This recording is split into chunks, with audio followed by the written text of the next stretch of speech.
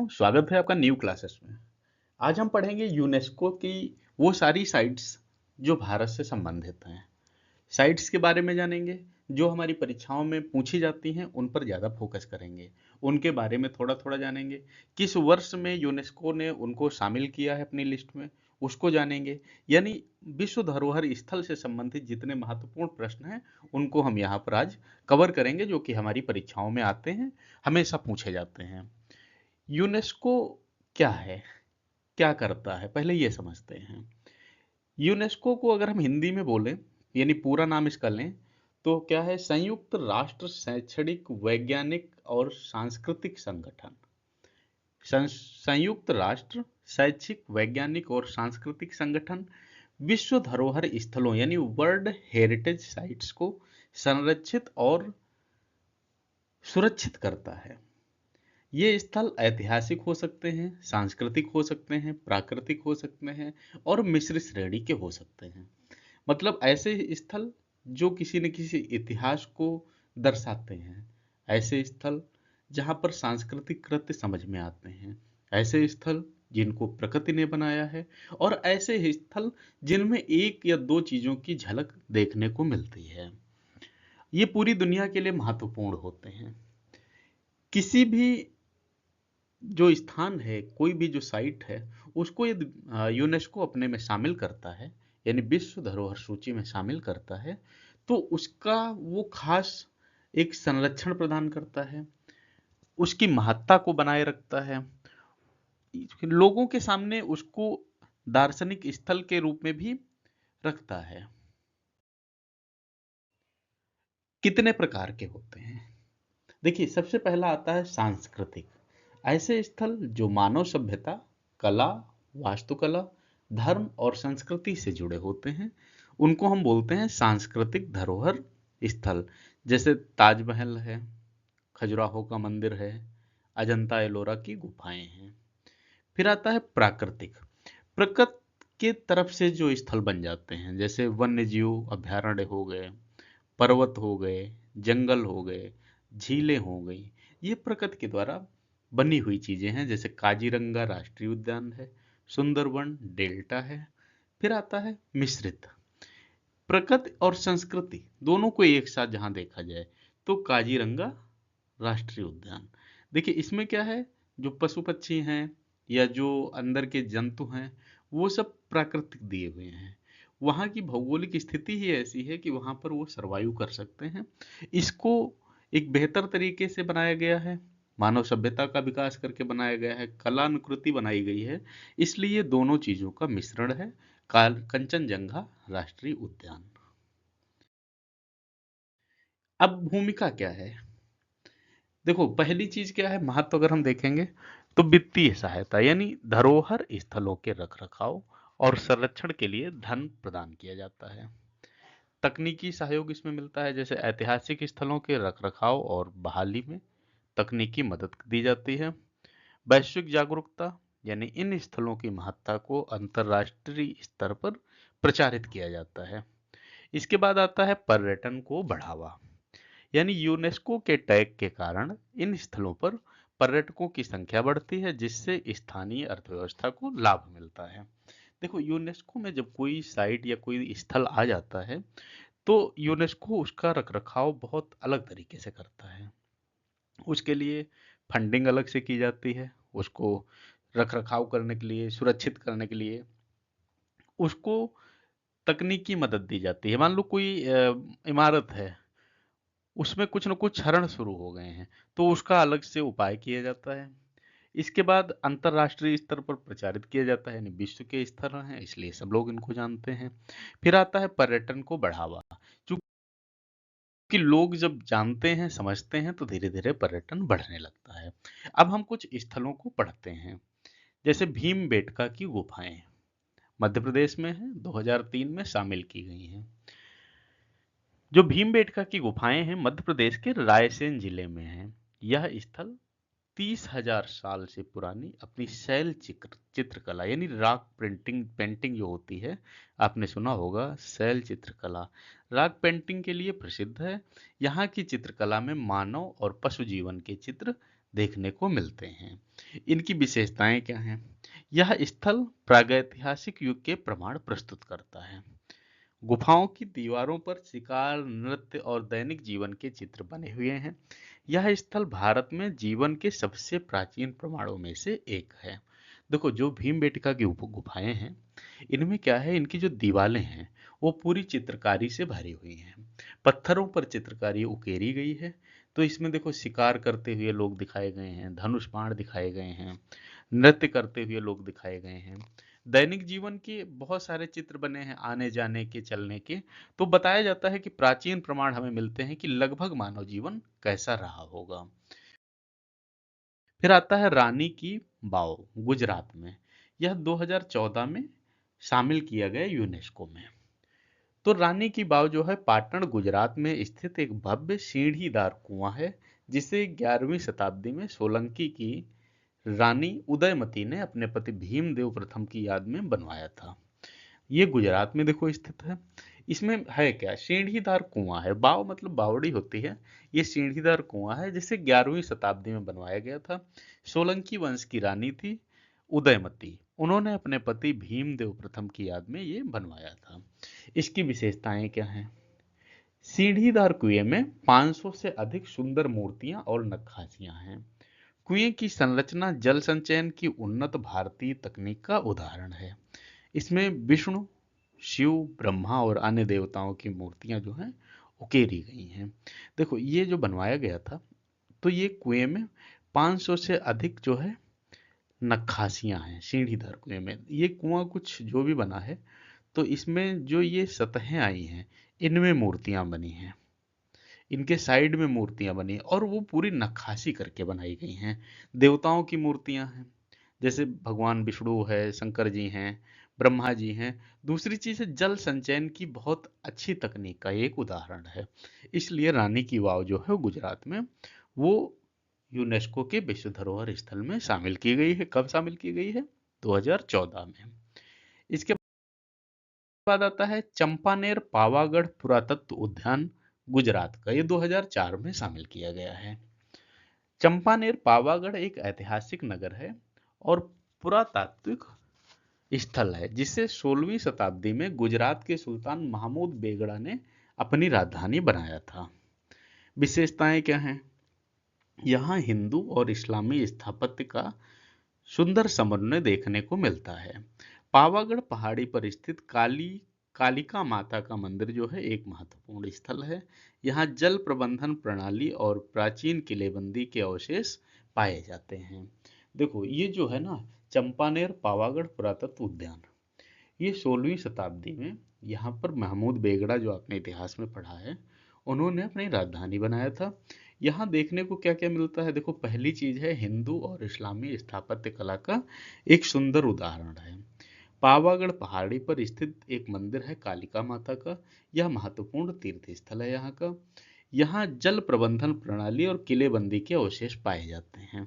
मतलब एक कह सकते हैं अंदर कुआं है और किले की बंदी के लिए मजबूत दीवारें बनी हुई हैं। ये दीवारें इतनी मजबूत हैं कि तोपों को भी झेल सकती थी। और जल संचयन के लिए जो कुआं है, इसका कनेक्शन बहुत गहरा है, जो अब तक लगभग अंदाजा नहीं लगा कि वास्तव में वो कहाँ से जुड़ा है। तो ये यूनेस्को ने शामिल किया है, गुजरात का है 2004 में। इसके बाद आता है फतेहपुर सीकरी, उत्तर प्रदेश, 1986 में शामिल किया गया है। फतेहपुर सीकरी जो है, मुगल सम्राट अकबर द्वारा 1571 में बसाया गया था और कुछ वर्षों के लिए यह उनकी राजधानी भी रहा था। आगरा के पास ये पड़ता है। विशेषताएं क्या है? यहाँ बुलंद दरवाजा, जामा मस्जिद, पंचमहल, सलीम चिश्ती की दरगाह और अन्य ऐतिहासिक संरचनाएं हैं। इसे लाल बलुआ पत्थर से बनाया गया है और यह मुगल वास्तुकला का शानदार उदाहरण है। पानी की कमी के कारण इसे बाद में छोड़ दिया गया था। देखो, अब मैं बताऊं, फतेहपुर सीकरी का जो किला है, किला भी है, एक दरवाजा भी है। मुख्य रूप से यह दरवाजे के लिए प्रसिद्ध है। बाकी जो इसका किला है, इसमें बहुत सारी इमारतें आपको मिलेंगी। जामा मस्जिद अंदर है, पंचमहल है, सलीम चिश्ती की दरगाह है। इसका जो दरवाजा है बहुत ऊंचा है। ये हम आपको, जब हम कला और संस्कृति का पढ़ाएंगे पाठ, तो वहां पर समझाएंगे। इसका दरवाजा बहुत ऊंचा है। अकबर ने बनवाया था 1571 ईस्वी में। इसके बाद कुछ दिनों तक ये राजधानी रहा था अकबर की, लेकिन यहाँ पर पानी की कमी हो गई थी, जिसके बाद इसे छोड़ दिया गया और यहाँ से राजधानी हटा ली गई। बहुत अच्छा है, आप लोग जरूर देखने जाओ, अगर कभी ताजमहल जाना तो इसको आप देखने जा सकते हैं, दार्शनिक स्थल है। इसके बाद आता है लाल किला, दिल्ली वाला, 2007 में। अच्छा, दिल्ली वाला मैंने शब्द इस्तेमाल इसलिए किया है, बहुत लोग जब जाते हैं आगरा, तो आगरा में एक किला है ताजमहल के पास में, जिसको वो लोग लाल किला बोल देते हैं, क्योंकि वो भी लाल पत्थर से बना हुआ है। लेकिन लाल किला जो असली है, यानी वास्तविक लाल किला जो है, वो दिल्ली में ही है। 2007 में इसको शामिल किया गया है। तो लाल किला 17वीं शताब्दी में मुगल सम्राट शाहजहां द्वारा बनवाया गया था। यह भारत की स्वतंत्रता का प्रतीक भी है, क्योंकि हर साल स्वतंत्रता दिवस को यहाँ से प्रधानमंत्री तिरंगा फहराते हैं। विशेषताएं क्या हैं? यह लाल बलुआ पत्थर से बना हुआ एक भव्य किला है। यहाँ दीवाने आम, दीवाने खास, रंग महल और मोती महल स्थित है। यह किला मुगल, फारसी और भारतीय वास्तुकला का सुंदर मिश्रण प्रस्तुत करता है। देखो, लाल किला जो हमारा है, ये 2007 में यूनेस्को में आया। बनवाया था इसको मुगल बादशाह शाहजहां ने, 17वीं शताब्दी में बनवाया था। लाल बलुआ पत्थर से बना हुआ है, और दीवाने आम, दीवाने खास, रंग महल, ये आपको यहाँ देखने को मिल जाएंगे। ये बहुत बड़े बड़े हॉल बने हुए हैं, जब कभी आप जाएंगे तो इसको जरूर देखिएगा। दीवाने आम, दीवाने खास, रंग महल अंदर बना हुआ है, और एक मस्जिद स्थित है जिसे मोती मस्जिद कहते हैं। यह किला मुगल, फारसी और भारतीय वास्तुकला का मिश्रण प्रस्तुत करता है। अगला है बोध गया, बिहार, 2002 में शामिल किया गया। बोध गया वह स्थान है जहां भगवान बुद्ध को ज्ञान प्राप्त हुआ था। यहाँ स्थित महाबोध मंदिर बौद्ध धर्म का सबसे महत्वपूर्ण स्थल जो है माना जाता है। विशेषताएं क्या हैं? इस मंदिर का निर्माण सम्राट अशोक ने 3री शताब्दी ईसा पूर्व करवाया था। यहाँ बोधि वृक्ष स्थित है, जिसके नीचे भगवान बुद्ध को ज्ञान प्राप्त हुआ था। यह स्थल दुनिया भर के बौद्ध तीर्थों के लिए महत्वपूर्ण है। देखो, बोध गया जो है, यहाँ भगवान बुद्ध को ज्ञान प्राप्त हुआ था। यहाँ पर महाबोधि मंदिर बौद्ध धर्म का सबसे महत्वपूर्ण मंदिर, यानी महत्वपूर्ण स्थल माना जाता है। अशोक ने इनको बनवाया था, और वृक्ष वहां पर स्थित है। और यह कब शामिल किया गया? 2002 में। बिहार का ये स्थल रहेगा, जो कि यूनेस्को ने 2002 में अपने में शामिल किया। इसके बाद आता है सूर्य मंदिर, कोणार्क, उड़ीसा, 1984 में शामिल होता है। कोणार्क का सूर्य मंदिर 13वीं शताब्दी में गंग वंश के राजा नरसिंह देव प्रथम द्वारा बनवाया गया था। यह मंदिर सूर्य भगवान को समर्पित है। विशेषताएं इसकी क्या है? मंदिर की संरचना एक विशाल रथ के रूप में बनाई गई है, जिसमें 12 पहिए, 7 घोड़े हैं। इसकी भव्य मूर्तिकला और शिल्पकला अद्भुत है। यह भारत के सुंदर मंदिरों में से एक माना जाता है। देखिए, ये मंदिर जो है, ये अपनी मूर्तिकला और शिल्पकारी के लिए प्रसिद्ध है। इसमें जो मंदिर बना हुआ है, यदि आप कभी जाएंगे तो यहाँ जो दीवारें हैं इनकी बाहर वाली, इसमें आपको रथ के पहिए जैसे नजर आएंगे। मूर्तियां इसमें बनी हुई हैं। 12 पहिए हैं, 7 घोड़े हैं। भगवान सूर्य को समर्पित मंदिर है ये, और इसको गंग वंश के राजा नरसिंह देव प्रथम द्वारा बनवाया गया था, और यह उड़ीसा में स्थित है। 1984 में यूनेस्को ने इसको शामिल किया है अपनी सूची में। इसके बाद आता है जंतर मंतर, जयपुर, राजस्थान में, 2010 में शामिल किया गया है। जंतर मंतर 18वीं शताब्दी में जयपुर के राजा सवाई जय सिंह द्वितीय द्वारा बनवाया गया एक खगोलीय वेधशाला है। इसकी विशेषताएं क्या हैं? इसमें 19 खगोलीय यंत्र हैं, जिनका उपयोग ग्रहों और नक्षत्रों की गणना के लिए किया जाता है। यहाँ स्थित सम्राट यंत्र दुनिया की सबसे बड़ी सौर घड़ी है। इसे वैज्ञानिक और ऐतिहासिक महत्व के कारण विश्व धरोहर स्थल में शामिल किया गया है। ये आपको इसमें खास समझना रहेगा, सम्राट यंत्र और ये सबसे बड़ी सौर घड़ी। जब आप वहां जाइएगा तो वहां पर ऐसे करके 2 कुएं से बने हुए हैं, मतलब आप इसको ऐसे समझो, 2 कुएं बने हैं अलग अलग जगह पर। इनमें कुछ तार लगे हुए हैं, और इनमें नीचे नीचे ये जो है ना धारी बाउंड्री, इसमें कुछ गिनतियां लिखी हुई हैं। तो जब सूरज की दिशा जिधर घूमती है, जिधर जिधर दिशा घूमेगी, उधर उधर इन तारों के माध्यम से सटीक समय बनता चला जाता है। ये यंत्र कैसे बना है पता नहीं, ये बहुत अच्छा है। 19 खगोलीय यंत्र हैं इसमें, टोटल जो है 19 खगोलीय यंत्र हैं। यहाँ से आप ग्रहों, उपग्रहों और नक्षत्रों की गणना कर सकते हैं, इसलिए बहुत अच्छा है। जंतर मंतर जयपुर में बना हुआ है, आप जब कभी यहाँ जाएं तो जरूर जाएं। बहुत अच्छी देखने की एक जगह है, बहुत अच्छा एक ऐतिहासिक स्थल है, अच्छा लगेगा। जयपुर में बहुत सारे महल हैं जो आपको देखने चाहिए, अपने जीवन में एक बार जरूर जाना चाहिए, जिससे आपको अपनी संस्कृति सभ्यता का पता चलेगा, अपने ऐतिहासिक स्थलों का पता चलेगा कि हम वास्तव में कितने जानने वाले हैं, कितने जागरूक थे, कैसे कैसे यंत्र और कैसी कैसी विद्याएं हमारे पास उस समय थी। अगला आता है महाबलीपुरम तट मंदिर, तमिलनाडु। 1984 में शामिल किया जाता है। महाबलीपुरम मंदिर जो है पल्लव वंश के दौरान 7वीं 8वीं शताब्दी में बनाया गया था।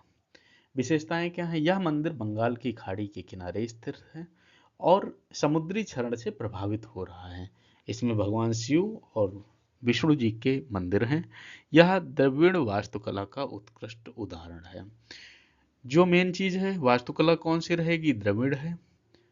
मंदिर किसका है? विष्णु जी का और शंकर जी का। कहाँ स्थित है? बंगाल की खाड़ी के किनारे। और समुद्री क्षरण, देखिए इसमें क्या है, ऐसे इधर से समुद्र जा रहा है, ठीक है, और ये मंदिर की मान लो बाहरी दिशा हो गई, तो बाहरी जो दिशा या दीवार जो है, यहाँ पर जो क्षरण हो रहा है धीरे धीरे इसका, हालांकि सरकार ने पूरा प्रयास किया और प्रयास किए जा रहे हैं, लेकिन फिलहाल इस क्षरण हो रहा है। बना था पल्लव वंश के दौरान 7वीं 8वीं शताब्दी में। महाबलीपुरम का तट मंदिर कहाँ स्थित है? तमिलनाडु में स्थित है। 1984 में यूनेस्को की धरोहर में शामिल किया गया है। इसके बाद आता है केवलादेव राष्ट्रीय उद्यान, राजस्थान। 1985 में शामिल किया गया। यह राष्ट्रीय उद्यान राजस्थान के भरतपुर जिले में स्थित है और यह दुनिया का सबसे महत्वपूर्ण पक्षी अभयारण्यों में से एक है। विशेषताएं क्या हैं इनकी? यहाँ 350 से अधिक प्रजातियों के पक्षी पाए जाते हैं, जिनमें साइबेरियन सारस शामिल है। यहाँ एक मानव निर्मित और एक अच्छी तरह से प्रबंधित आर्द्र भूमि है। सदियों में यहाँ हजारों प्रवासी पक्षी आते हैं। देखो ये केवलादेव राष्ट्रीय उद्यान जो है, ये है राजस्थान में। 1985 में शामिल किया जाता है यूनेस्को में। भरतपुर जिले में है, पक्षी अभयारण्य है। विशेषता क्या है? यहाँ 350 से अधिक प्रजाति के पक्षी पाए जाते हैं। साइबेरियन सारस आपने पढ़ा होगा, तो वो यहीं पर मिलती है। यहाँ एक मानव निर्मित, एक अच्छी तरह से प्रतिबंधित आर्द्रभूमि है। अब देखो ये क्या है, मिश्रित टाइप का स्थल है कि प्रजाति जो पाई जाती है, अभ्यारण्य जो है वो प्राकृतिक है, मानव निर्मित क्या है, आर्द्रभूमि है। और यहाँ पर पक्षी बहुत ज़्यादा प्रवास करने आते हैं, यानी आते ही रहते हैं, इसलिए इसको यूनेस्को की धरोहर में शामिल किया गया है। तो ये रहे हमारे लिए महत्वपूर्ण स्थल जो यूनेस्को ने शामिल किया है, जो हमारी परीक्षाओं में आते हैं।